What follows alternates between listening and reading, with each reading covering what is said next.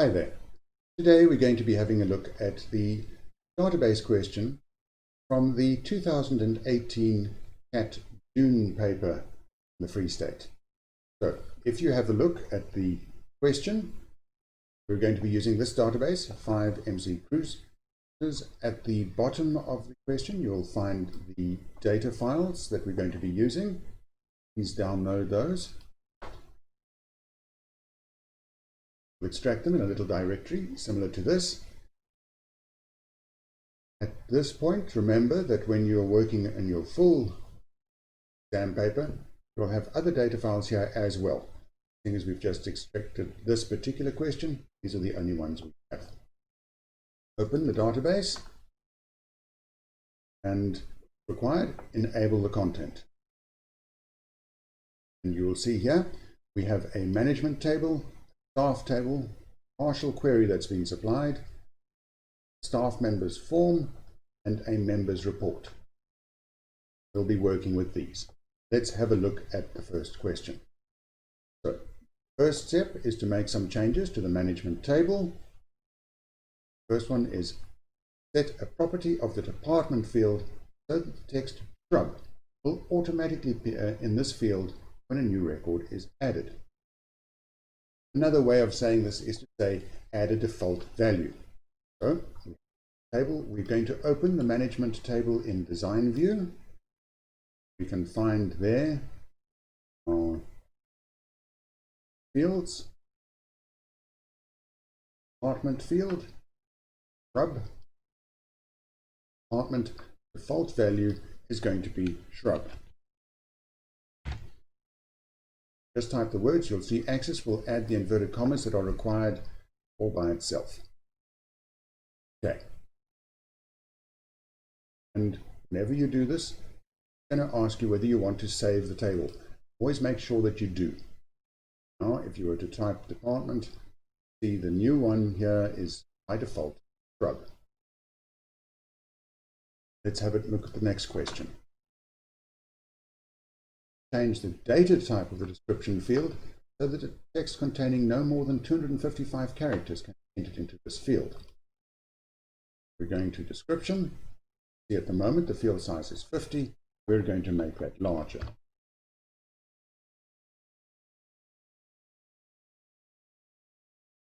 It will also ask save. If you are asked to make smaller for some reason, that is the more usual things in exams, then when you save, you're going to be asked to confirm that you are doing this. You will have to do that anyway. Remember that this is what your exam question requires. So if it gives you a warning, do what is required. It means some data may be lost, you will say yes. I've just undone the change that we were required to do. So I'm putting it back. Next question. Set a validation rule and suitable text in the salary field to ensure that the minimum value that can be entered is 50. So, actually two parts to the question. We're going to salary, currency, and we're going to add a validation rule.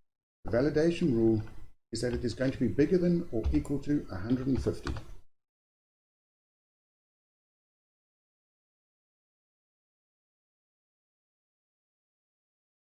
When they say a minimum value of 150, it means that 150 can also be entered. That's why we've got to make sure that we don't just say bigger than 150, but we add the equals as well. And validation text, any appropriate text will do.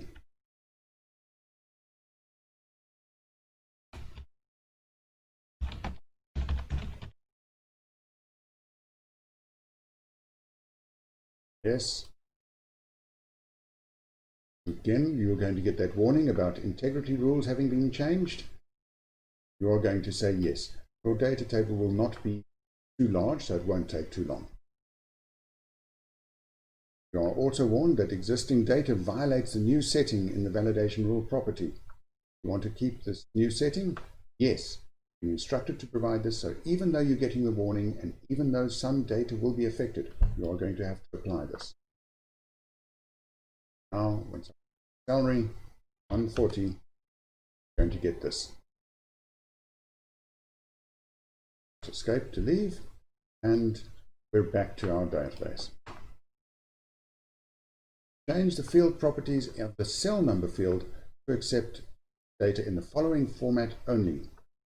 First, a 0, followed by a space, followed by 2 numbers and a space, followed by 7 numbers. Look here, you will see the cell phone number is short text. That is not a mistake. Whenever you're working with cell phone numbers, the digits are large enough. They probably do not fit into a number field. Also, most cell phone numbers start with a leading 0. National numbers are sometimes represented with a plus. Both of these would be omitted if you were storing this as number. So text, the required field for cell phone number, but it also means we can use text formatting controls for an input mask.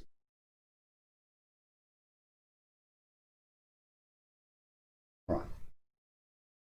On your course website, you'll find an input mask sheet. It includes all the various codes that you're going to be using. In your exam paper, you will also be supplied with this. You cannot access online help that comes with access.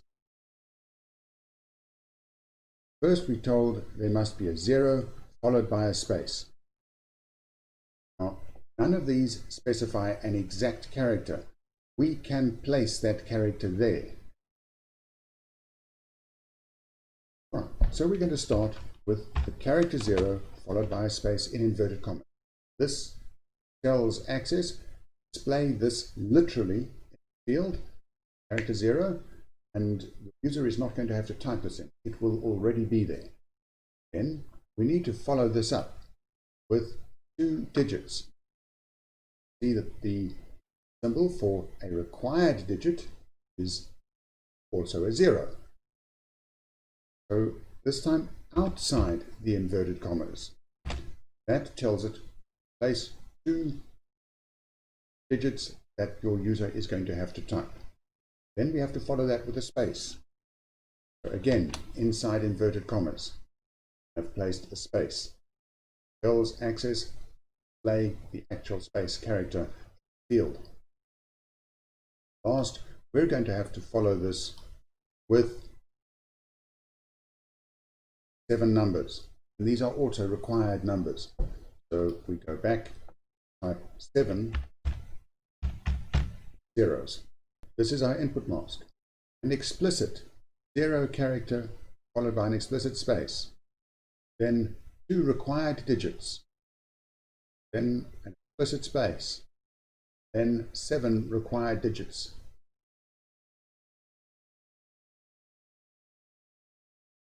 Save your table. Now, if you go to cell phone number and you start trying to type, that's what it gives you. Notice the leading 0. Now type 2 digits, and it gives me that space automatically, then followed by 7 digits.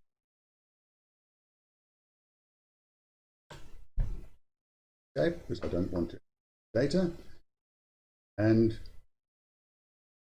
go back to our question. Last one, add a field named rate per hour. It's a new field.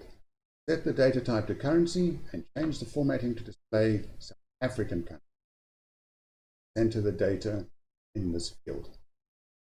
So we go back to our database. We're going to add a new field. So in the design view, the field name, we're going to add a new field.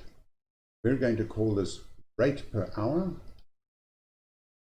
Rate per hour. Data type is going to be currency. Format is going to be South African rand. And then we're going to have to change its display, which means go back to your database, leave design view, go to view. This is easier to do in the sheet view section. Find that under the home tab, you have several text formatting options. Select that particular field, choose to center it. This isn't part of the actual table structure, so that's why you find this under the format section of the Access interface itself. All right, we're done with this particular table. We can close it. Make sure that you save any changes. Don't get marks for stuff that isn't saved. And we move on to our query. We're going to open the existing query 5.2 and modify it to display a list of all the kitchen cleaners and kitchen waiters who've worked 5 days or less. So let's go to this query. We're going to open that.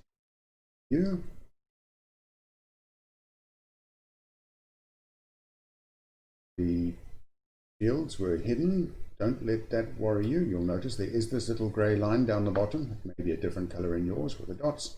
You can drag that into view so you can see what is happening.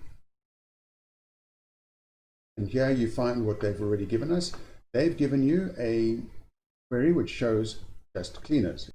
If you view this, you'll see it only shows portfolio cleaner, kitchen and services cleaners, but we want kitchen waiters as well. We're going to have to modify this so that in addition to the criteria cleaner, also have the criteria waiter.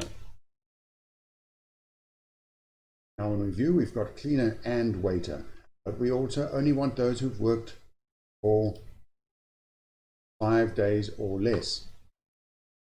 So that's going to be another criteria. Go to view, number of days less than or equal to 5. Remember, it's 5 days or less. That's less than and or. So we're going to have to apply that. At the moment, this applies just to the cleaner line. We're also going to have to do this for the waiter line, which gives us that. Those waiters and or cleaners who've worked less than days. Right, if I left one of these out, and what I would end up with, notice now we have waiters who've worked more than 5 days. Be sure that you apply this to both lines. The line is everything on the one row on here is ANDed together. Title and name and category again, and number of days, and portfolio staff, or with the next line.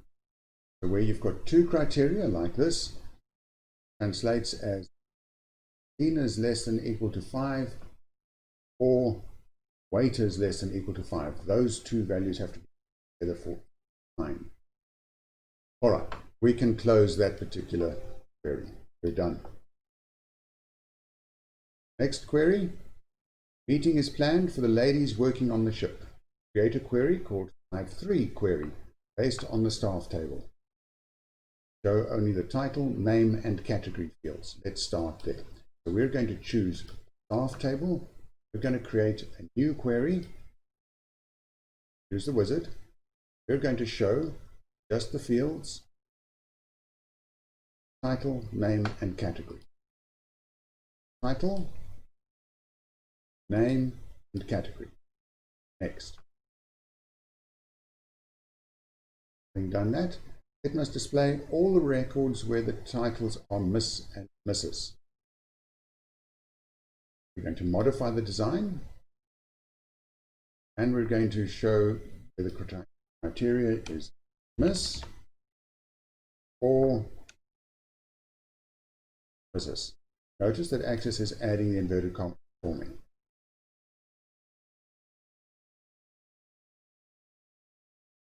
That gives us those.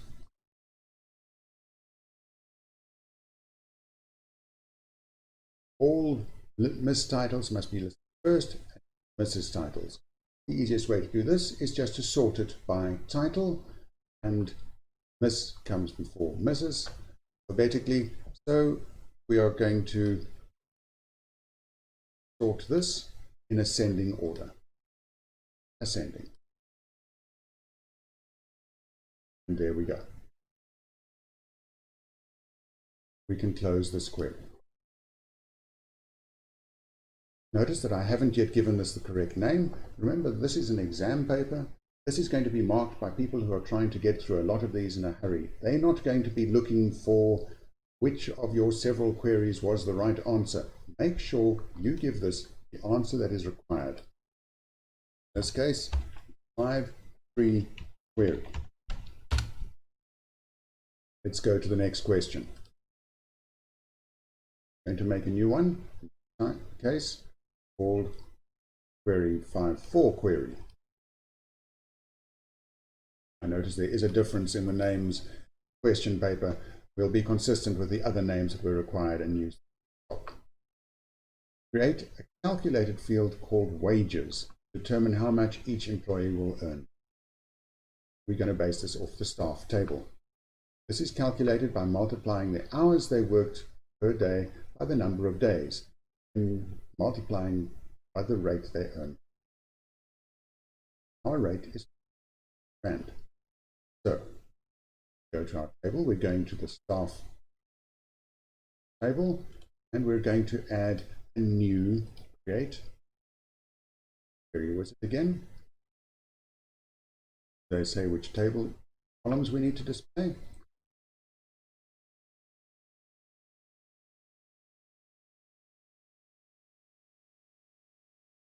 Okay, we're going to have to display each employee because we're going to determine the wages for each employee.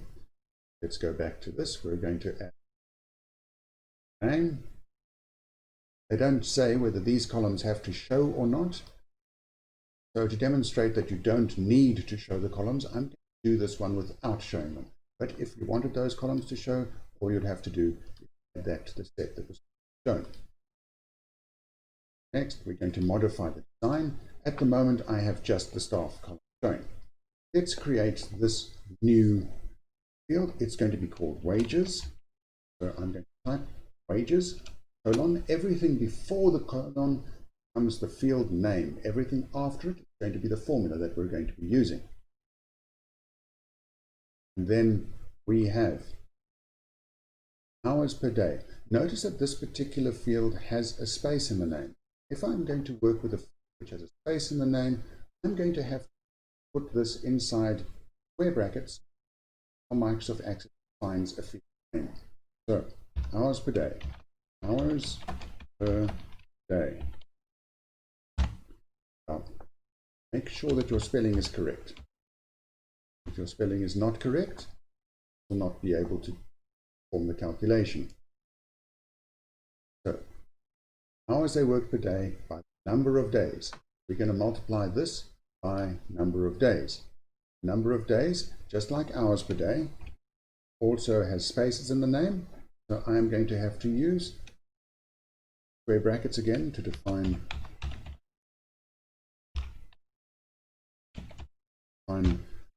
my field name. Last, I'm going to multiply this by 250, which is the amount. It's rand, but it's a number, so you leave out the R symbol. If you include the R symbol, Access is going to interpret that as text, and it will not be able to calculation. It will give you an error. They don't have any requirements for further requirements for display. We want this to show, so make sure that that is ticked. And you can go to View, and you'll find there we have them. If you do need this to display as currency, you're going to have to set the properties for this particular field. You can do by going to the property sheet for that field format and choose to show this as currency.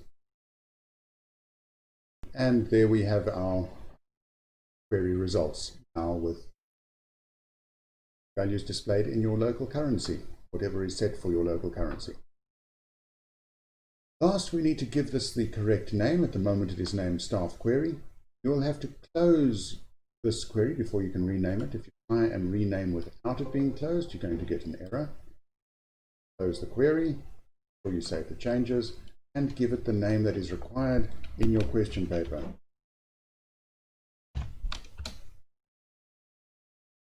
Right. Next question. We have to modify the staff member's form.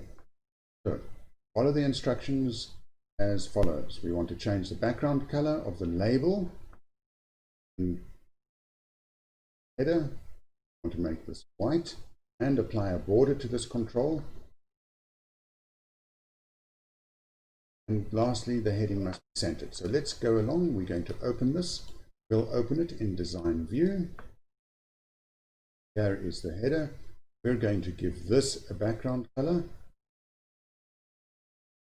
Format. Choose a background color for this. Background color white. The control itself must have the shadow effect. So if we go along, right click on the border of it, you'll find down towards the bottom special effect, and it must have shadow. Doesn't say how big the shadow must be.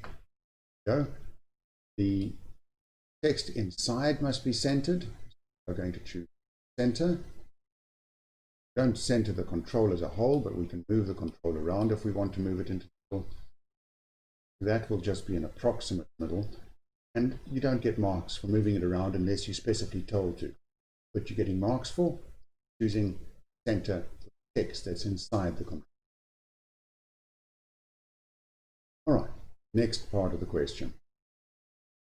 Correct the name error in the footer section so that MSC Cruise is displayed instead. Down towards the footer. We go to view this particular table. View, so you can see what's happening. You'll see that the value gives name down at the bottom. This means it doesn't recognize field name. It's not attached to the correct field. So let's go back to this view. Have a look at this. That value should have been in the label. We aren't explicitly told to move that. You can do that. Having moved this into the label, this will display correctly. View MSC Cruise with an empty text box.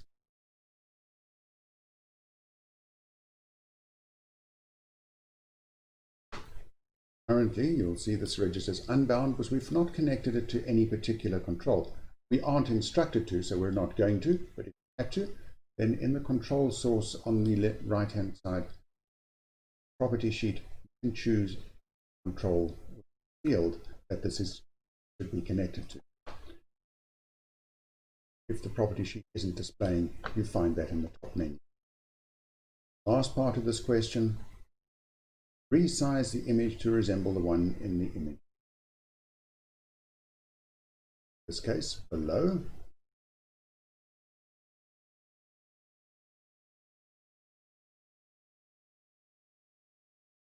So let's have a look. Have this picture. We'll have to make it a little bigger.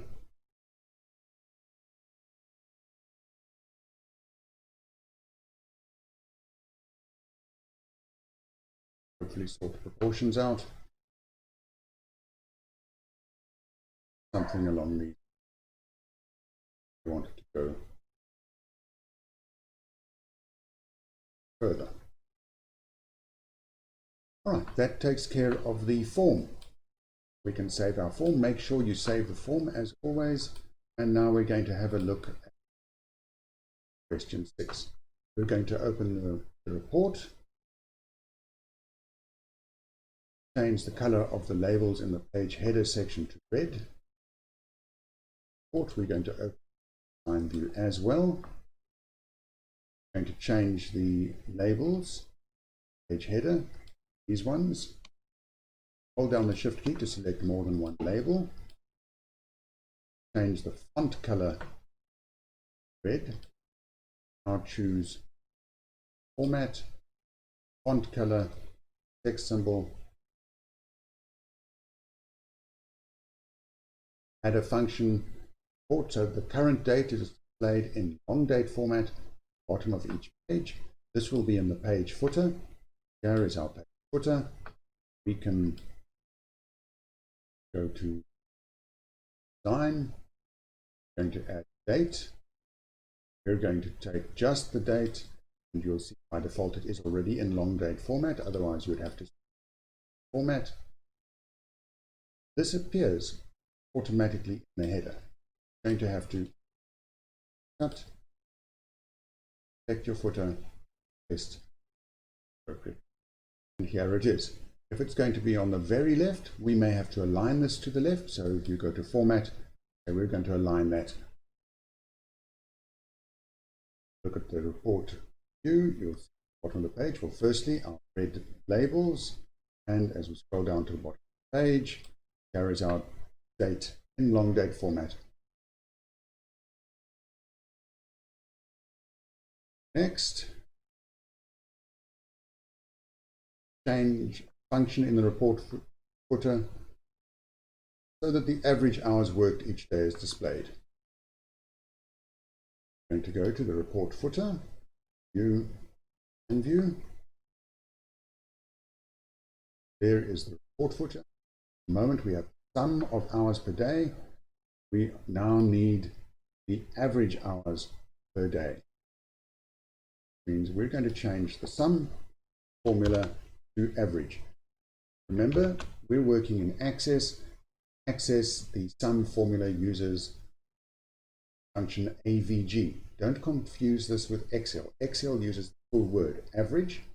Excel and Access have different histories. So for this particular function, they have a different name.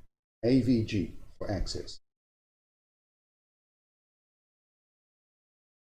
We should be done. Let's check and see if this works. View, very bottom of the page. We'll now find average hours per day, 4,92. We can close this report and go to the next question. We're going to have to import staff members. So let's close the report. Go, we're closed. Save the design. Always save your design. Do all the work, lose all your marks because you forgot to save. Attach the contents of the data worksheet, the management table. So here is our management table, and we're going to be attaching this file from our data, staff member.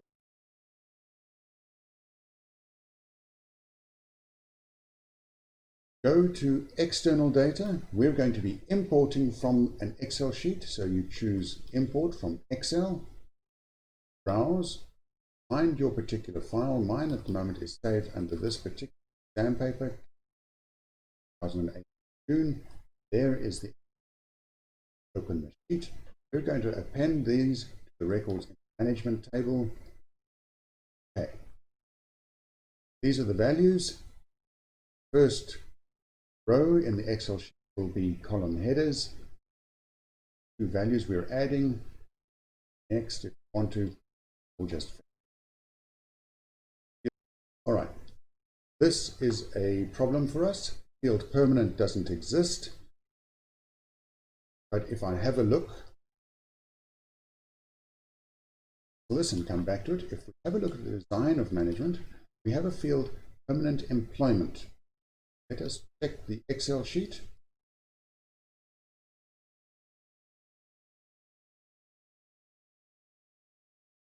Question may actually be whether or not your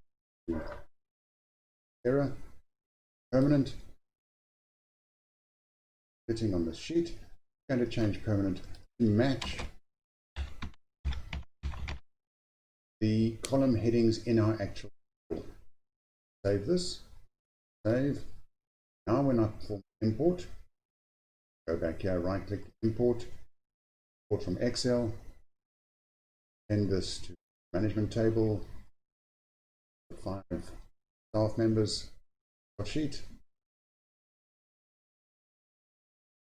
and our values are inserted. Okay, on to the next question. Last question. Export the staff table to a spreadsheet. You're going to save this as 5 team in your exam folder. Easiest of the questions. Go along to our external data, choose export to Excel, or we right click on staff, export Excel, We're going to save this in wherever your exam folder is and give it the name that was specified. Name specified in this instance, 5 team. And remember, this is an exam, so you have to use names that are actually specified. Okay, done. And find you have your new Excel. And that brings us to the end of another database. I do hope you find this useful. See you next time. Bye.